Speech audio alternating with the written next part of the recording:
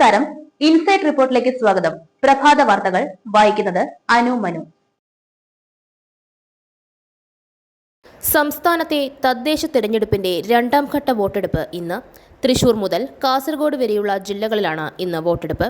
തൃശൂർ, പാലക്കാട്, മലപ്പുറം, കോഴിക്കോട്, വയനാട്, കണ്ണൂർ, കാസർഗോഡ് ജില്ലകളിലെ 604 തദ്ദേശ സ്ഥാപനങ്ങളിലെ 12,391 വാർഡുകളിലേക്ക് ഇന്ന് വോട്ടെടുപ്പ് നടക്കും.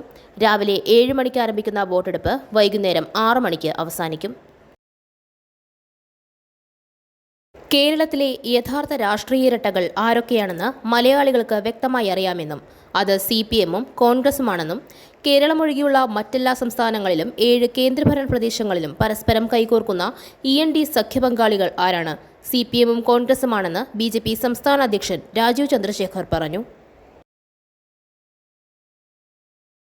മുഖ്യമന്ത്രി പിണറായി വിജയന് മറുപടി നൽകിക്കൊണ്ട് സംവാദത്തിന് തയ്യാറെന്ന് പ്രതിപക്ഷ നേതാവ് VD സതീശൻ പറഞ്ഞു.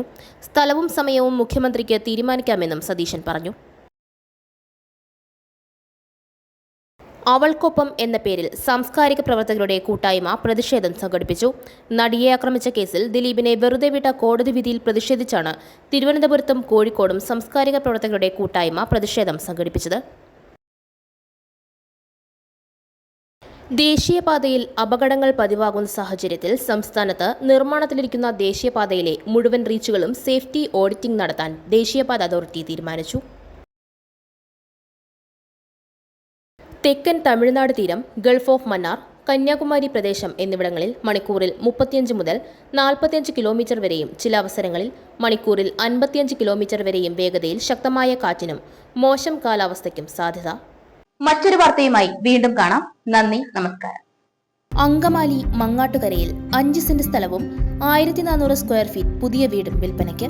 അങ്കമാലി ജംഗ്ഷനിൽ നിന്നും 3 കിലോമീറ്റർ ദൂരവും കരയാമ്പറമ്പ് നാഷണൽ ഹൈവേയിൽ നിന്നും 2.50 കിലോമീറ്റർ ദൂരവുമുള്ള ഈ വീടിന് 55 ലക്ഷം രൂപ പറയുന്നു.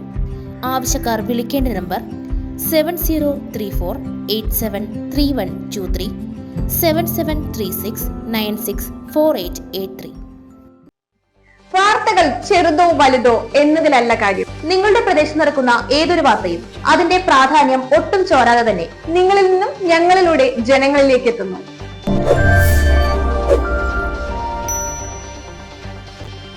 വാർത്തകൾ വിരൽ തുമ്പിൽ ഞൊടിയിടയിൽ ലഭിക്കുന്നതിന് വേണ്ടി ഇൻസൈറ്റ് റിപ്പോർട്ടിന്റെ ഓൺലൈൻ മാധ്യമങ്ങളായ യൂട്യൂബ്, ഫേസ്ബുക്ക്, വാട്സ്ആപ്പ്, ഇൻസ്റ്റാഗ്രാം തുടങ്ങിയ അക്കൗണ്ടുകൾ എത്രയും പെട്ടെന്ന് ഫോളോ ചെയ്യുക. നേരത്തെ അറിയാൻ ഇൻസൈറ്റ് റിപ്പോർട്ട് നിങ്ങളിലേക്ക്.